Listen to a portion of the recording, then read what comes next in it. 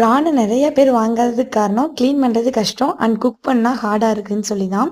நான் சொல்கிற 2 டிப் மட்டும் யூஸ் பண்ணீங்க அப்படின்னா இந்த ப்ராப்ளமே இருக்காதுங்க.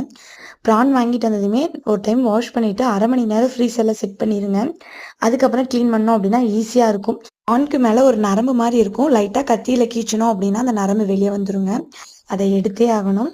ஒரு பேனில் கொஞ்சமாக ஆயில் ஆட் பண்ணி சீரகம், சோம்பு, குருமிளகு, இஞ்சி, பூண்டு, அதுக்கப்புறம் சின்ன வெங்காயம், ஒரு தக்காளி, கருகாப்பில் இதெல்லாம் ஆட் பண்ணி நல்லா வதக்குனதுக்கப்புறம் மஞ்சத்தூள், மல்லித்தூள், மிளகாத்தூள் இதெல்லாம் போட்டு நல்லா வதக்கிட்டு ஒரு மிக்சர் ஜாரில் ஃபைனாக அரைச்சி எடுத்துக்கலாங்க.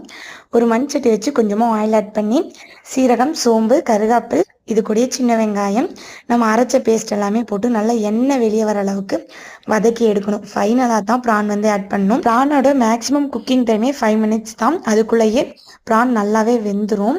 அதுக்கு மீறி விட்டோம் அப்படின்னா தான் லப்பர் மாதிரி ஆகிறது. ஃபைனலாக பெப்பர் அண்ட் மல்லித்தலை போட்டு இறக்குனீங்கன்னா